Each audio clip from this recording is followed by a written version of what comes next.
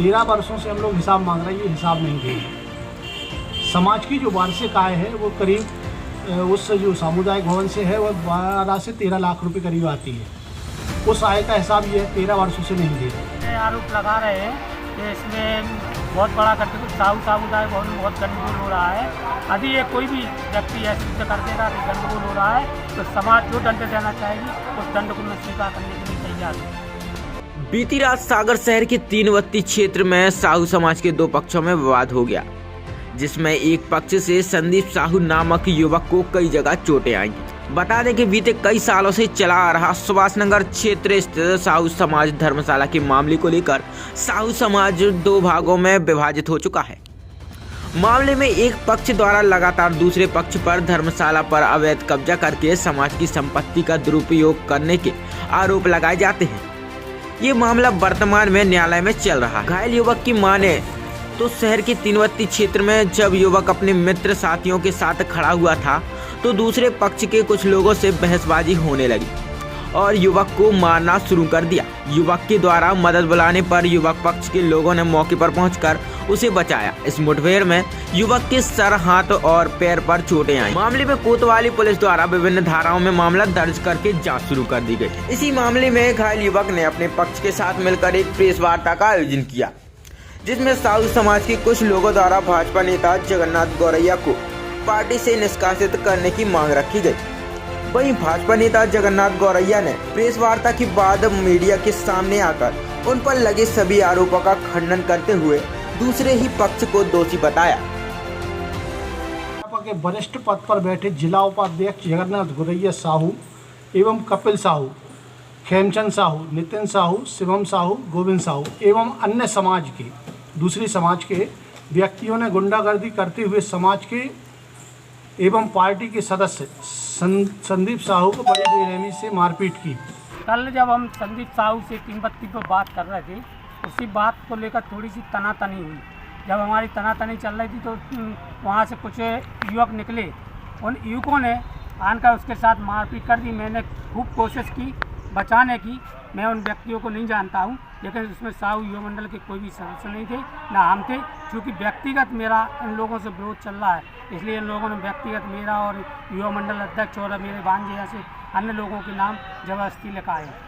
13 वर्षों से हम लोग हिसाब मांग रहे हैं, ये हिसाब नहीं दे रहे। समाज की जो वार्षिक आय है वो करीब उस जो सामुदायिक भवन से है वो 12 से 13 लाख रुपए करीब आती है। उस आय का हिसाब ये है 13 वर्षों से नहीं दे रहे।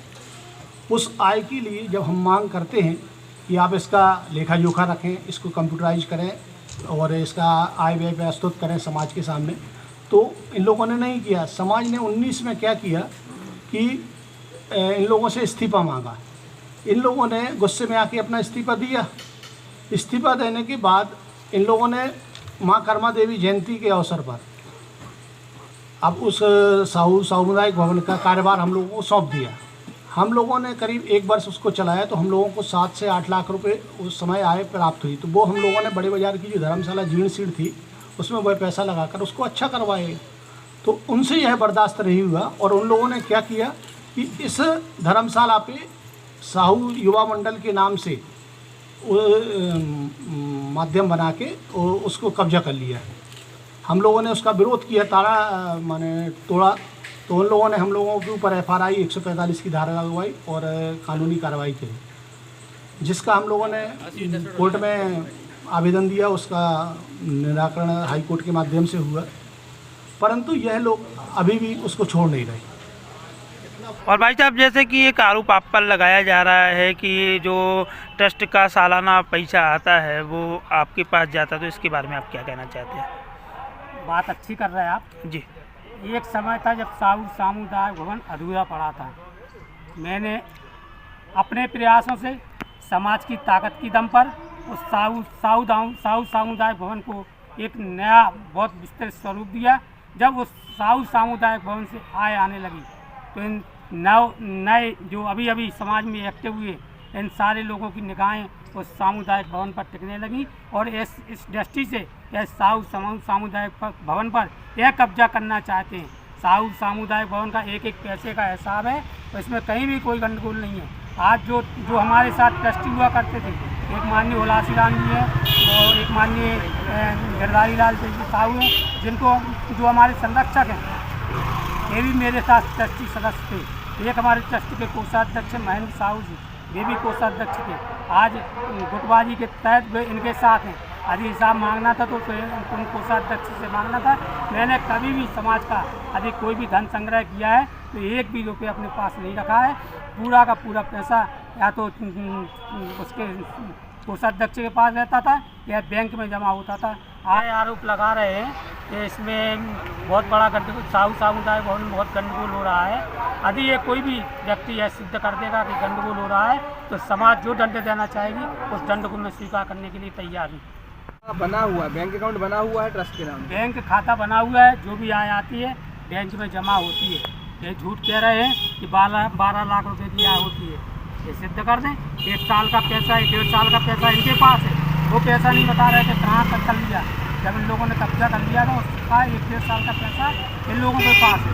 तब उस समय शायद 12 लाख आए होंगे तो वो एक साल की राशि वही पकड़े हुए और वही बात करते हैं, जबकि ऐसा कुछ नहीं है। जो भी राशि आती है वह बैंक में जमा होती है, उसमें कहीं भी एक भी पैसे का ना तो दुरुपयोग हो रहा है ना अनावश्यक खर्च हो रहा है। आयोजन किया गया जिसमें तरह तरह के आरोप आपके ऊपर लगाए गए हैं, क्या कहना चाहेंगे इन आरोपों के बारे में?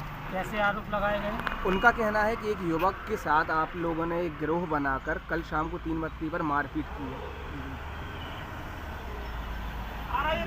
जैसा कि आप लोग कह रहे हैं, क्या हमारे आरोपी माने हमारे खिलाफ जो लोग बोल रहे हैं कि संदीप साहू जो साहू युवा सदस्य यह फर्जी तरीके से साहू युवा मंडल ट्रस्ट युवा मंडल का गठन करना चाह रहा है, जबकि साहू युवा मंडल एक रजिस्टर्ड संस्था है जिस पर हमारे खेमचंद साहू जिलाध्यक्ष हैं।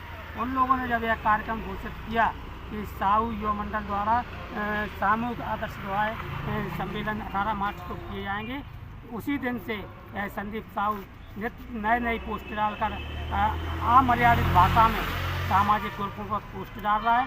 कल इसी बात को लेकर जब हमने उससे कहा कि भैया तुम्हें जब ये लोग कोई पोस्ट डालते हैं तो उन पर आप क्यों टीका टिप्पणी करते हो, तुम्हें जो कार्यक्रम करना है तुम स्वतंत्र हो, उनको जो कार्यक्रम कर रहे हैं वो स्वतंत्र हैं, तुम्हें आना हो आओ, नहीं आना हो ना आओ। तो वह उल्टी सीधी बातें करने लगा कि नहीं मेरे को क्यों टैग करते हैं। हमने कहा ठीक है हम उनको मना करते रहे, तुम्हें टैग नहीं करेंगे। उनको मैंने मना कर दिया। इस पर से वो बातचीत करने लगे, उल्टी सीधी बात करने लगे और कहीं आप खड़े रहो, हम अपने लोगों को बुला रहे हैं। हमने कहा ठीक है बुला लो तुम अपने लोगों को। तो इनने कुछ लोगों को फ़ोन करके बुलाया। तभी हमारे पास भी कुछ दूसरे वर्ग के लोग, क्योंकि मैं भारतीय जनता पार्टी का जिला उपाध्यक्ष हूँ और शहर में अच्छी छवि बनी हुई है, मेरी इस छवि को धूमिल करने के उद्देश्य से लगातार सामाजिक में बेमनस्ता फैला रहे हैं, लगातार अमर्यादित वीडियो, अमर्यादित आरोप प्रत्यारोप लगा रहे हैं, जबकि ऐसा कुछ भी नहीं है। साहू समाज ट्रस्ट का मामला है। साहू समाज ट्रस्ट का काल 2023 में होना था। 2019 में इन लोगों ने फर्जी तरीके से ट्रस्ट बना लिया। ठीक है भाई, यदि तुमने ट्रस्ट 2019 में बना लिया तो उनका काल भी 2023 फरवरी में समाप्त होना था। और दूसरी ओर SDM कोर्ट ने भी यह निर्णय दिया है कि दोनों ट्रस्टों को भंग करते हुए नए सिरे से चुनाव किए जाएं।